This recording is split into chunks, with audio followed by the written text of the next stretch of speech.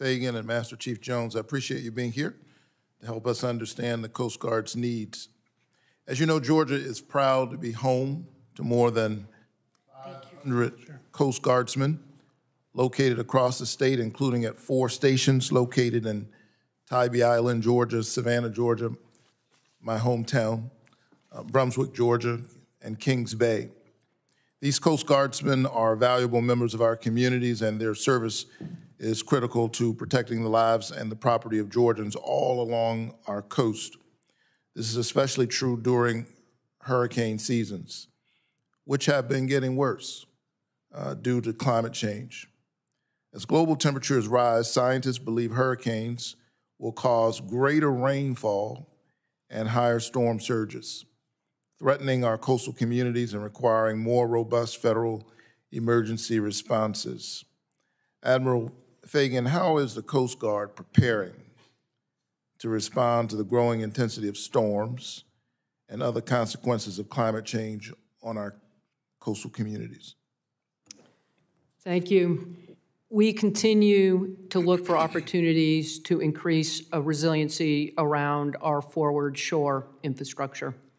I published a climate framework to provide clarity and focus to the organization across the suite of challenges we have associated with climate change.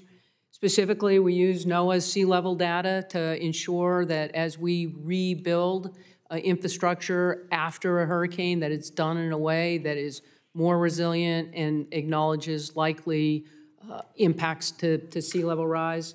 After Hurricane Michael, several of the stations then that had sustained only minor damages because we had rebuilt them in a way more resilient to climate change, and we remain committed to improving infrastructure resiliency, particularly as it's associated with storm intensity and sea level rise.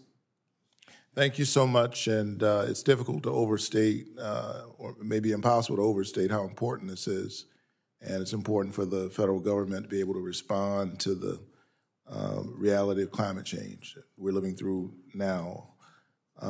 To another subject altogether, I believe it is important that we provide our military services with the tools they need to successfully perform their missions and come home to their families.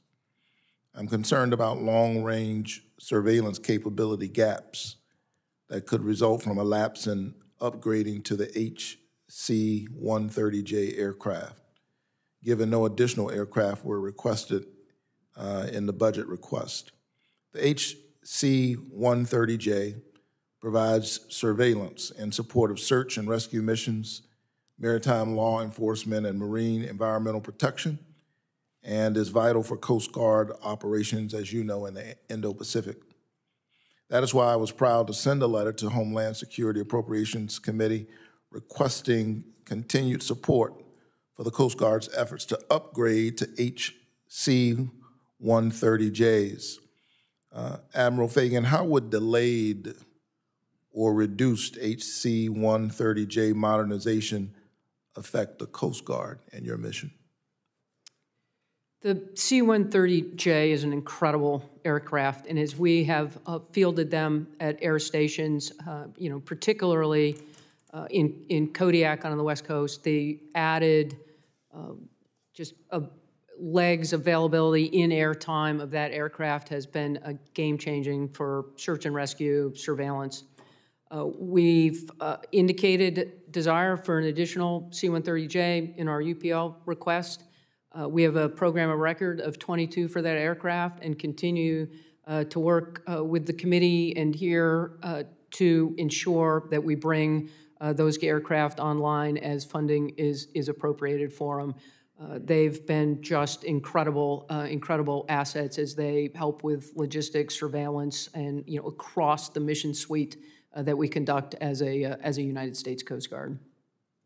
Thank you so much. It's important that our service members have the equipment that they need, and I look forward to supporting the Coast Guard through the budget process. Thank you so much. Thank you.